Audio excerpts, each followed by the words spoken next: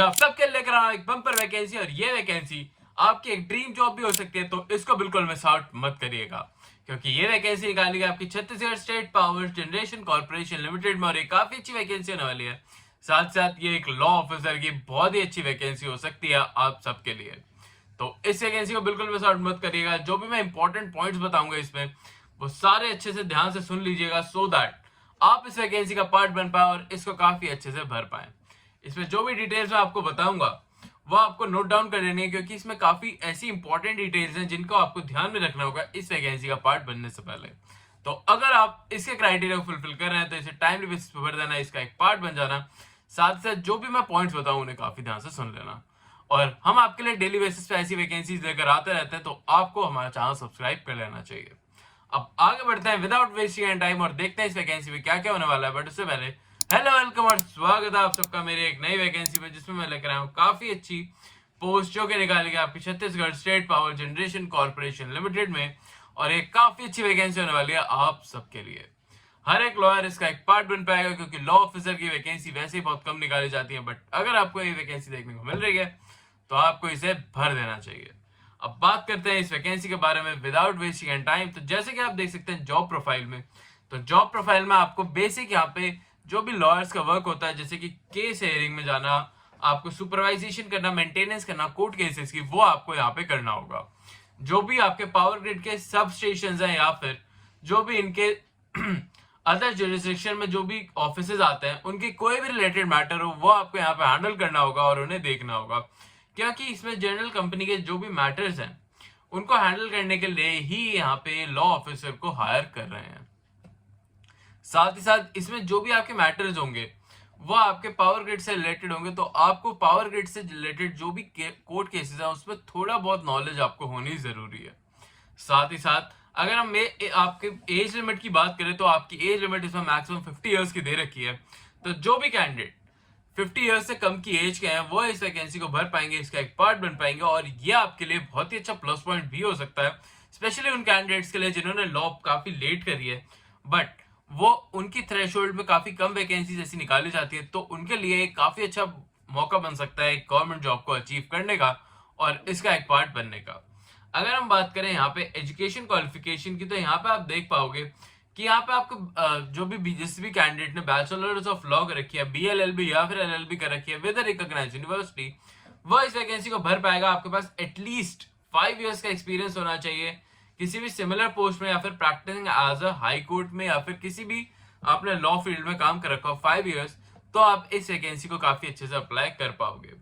Eligibility के लिए बस यहाँ पे यही मांगा गया कि आपके पास बार काउंसिल का रजिस्ट्रेशन होना जरूरी है, तो अगर आपके पास रजिस्ट्रेशन है तो आप इस वैकेंसी को बिल्कुल भर पाओगे। डिजायरेबल एक्सपीरियंस की बात कर लेते हैं अब। तो डिजायरेबल एक्सपीरियंस में जैसे कि मैंने आपको बताया पावर सेक्टर से रिलेटेड अगर आपने किसी केस में डीलिंग कर रखी है तो आप इनके लिए एक डिजायरेबल कैंडिडेट बन जाओगे। साथ ही साथ अगर हम एक्सपीरियंस की बात करें तो एक्सपीरियंस अगर आपका लेबर लॉ या फिर इंडस्ट्रियल लॉज में है तो आप इनके लिए एक बहुत ही अच्छे कैंडिडेट बन के आ रहे हो और आप इन वैकेंसीज को बिल्कुल भर पाओगे। इसमें हम एक्सपीरियंस फील्ड की बात करें तो ऑनरेबल कोर्ट के अगर आपके पास एक्सपीरियंस है, आपने किसी भी हाई कोर्ट में आपके पास कोई कोर्ट केस आपने हैंडल कर रखा है या फिर सुप्रीम कोर्ट में, तो आप इनके लिए काफी अच्छा प्लस पॉइंट बन जाता है। आप इनको काफी अच्छे से कांटेक्ट करके इनकी वैकेंसी का पार्ट बन पाओगे। एक्सपीरियंस की बात करें तो लीगल मैटर्स में अगर आपने अपॉइंटमेंट कर रखी है, रिक्रूटमेंट कर रखी है या फिर आपने कोई भी डिपार्टमेंटल इंक्वायरी चल रही है आप पे, तो आप इस वैकेंसी को नहीं अप्लाई कर पाओगे, तो इसका भी ध्यान आप जरूर रखना। अगर हम बात करें यहाँ पे आपका टेन्योर ऑफ कॉन्ट्रैक्ट की, क्योंकि कॉन्ट्रैक्चुअल बेस्ड जॉब होने वाली है तो इसमें आपका टेन्योर ऑफ कॉन्ट्रैक्ट 1 ईयर का देखने को मिल रहा है, पर जैसा कि आप यहाँ पे देख पा रहे होंगे कि यहाँ पे आपका एक टेन्योर एक्सटेंड भी करा जा सकता है 3 इयर्स से, और आपको अगर आपके परफॉर्मेंस इनको सेटिस्फैक्टरी लगती है तो ये आपके लिए बहुत ही अच्छा प्लस पॉइंट बन जाता है। अब हम बात करेंगे इसकी सैलरी के बारे में, बट उससे पहले एक इंपॉर्टेंट डिटेल की, अगर अभी तक आपने हमारा चैनल सब्सक्राइब नहीं करा है तो अभी जाओ चैनल को सब्सक्राइब कर लो, बेल आइकन को जरूर प्रेस आउट कर लेना सो दैट जो भी अपडेटेड वैकेंसीज और वीडियोस हैं वो आप टाइमली बेसिस पे देख के उनका एक पार्ट बन पाओ और उन्हें अच्छे से भर पाओ, क्योंकि ऐसी वैकेंसीज काफी कम निकाली जाती हैं, तो आपको इन वैकेंसीज के लिए हमेशा अपडेट रहना चाहिए और ऐसी वैकेंसीज को बिल्कुल टाइमली बेसिस पे भर देना चाहिए। तो अभी जाओ और अभी हमारे चैनल को सब्सक्राइब कर लो और बेल आइकन को जरूर प्रेस आउट कर लेना, क्योंकि वो आपके लिए काफी ज्यादा इंपॉर्टेंट हो सकता है। क्योंकि जो भी अपडेट्स हैं वो आप अगर टाइमली बेसिस पे नहीं देखोगे तो आप उन्हें मिस आउट कर दोगे। साथ ही साथ अगर अभी तक आपने हमारी वीडियो लाइक नहीं करी तो अभी जाओ और वीडियो को लाइक भी कर देना, क्योंकि आपके एक लाइक से हमें काफी ज्यादा मोटिवेशन मिलती है, जिससे कि हम आपके लिए और भी अच्छे अच्छे डेली बेसिस पे वैकेंसीज ढूंढ के लेकर आते रहते हैं। तो अभी जाओ और इस वीडियो को लाइक कर दो अभी के अभी। और थैंक यू फॉर लाइकिंग। अब बात करते हैं इसके रेम्यूनरेशन के बारे में। तो आपके रेम्यूनरेशन से अगर हम बात करें या सैलरी पे से, तो वो होने वाला आपका 70,000 रुपीज।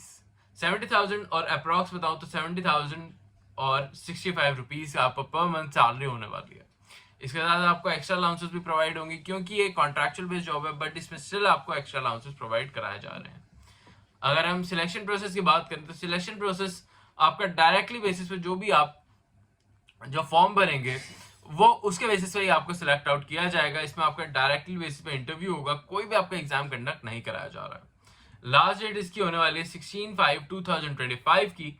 तो इसकी जैसे कि मैंने बताया इसकी डेट काफी ज्यादा नियरेस्ट है। तो जिन भी कैंडिडेट ने हमारे चैनल को सब्सक्राइब कर रखा होगा या फिर बेल आइकन प्रेस आउट कर रखा होगा, सिर्फ वही कैंडिडेट इस वैकेंसी को टाइमली बेसिस पर भर के इसका एक पार्ट बन पाएंगे। अब इसको आपको कैसे अप्लाई करना है उसके बारे में बात कर लेते हैं। तो यहाँ पे आपको Chhattisgarh state power corporation limited के जो भी आपको शेड नंबर 3 और इसका पूरा एड्रेस यहाँ पे लिख रखा है, रायपुर का पिन नंबर 492013। तो आपको इसको अपने एक एनवलप में इनके जो भी फॉर्म मैं आपको दिखाऊंगा आगे, वो फॉर्म आपको भरना होगा और उसके बाद एक एनवलप में उसे डालना होगा, साथ साथ अपनी सीवी डालनी होगी और उसके बाद इस एड्रेस पे उसे बाय पोस्ट भेजना होगा। साथ ही साथ इसमें आपको एप्लीकेशन फीस भी पे करनी होगी, वो होने वाली है 750 रुपीज की। और ये नॉन रिफंडेबल आपकी एप्लीकेशन फीस होने वाली है। ये assistant manager of CSPG ICL को आप करेंगे रायपुर के। और यहाँ पे आपको अकाउंट नंबर दे रखा है और जब भी इस अकाउंट नंबर पे पेमेंट कर देंगे उसके बाद आपको उसकी पेमेंट की रिसिप्ट निकाल के जो भी आप फॉर्म फिल आउट करके भेज रहे हैं उन्हें उसके साथ अटैच करनी होगी। तभी आप इस वैकेंसी का पार्ट बन पाओगे और इसको एक अच्छे कैंडिडेट की तरह आप इसे भर पाओगे।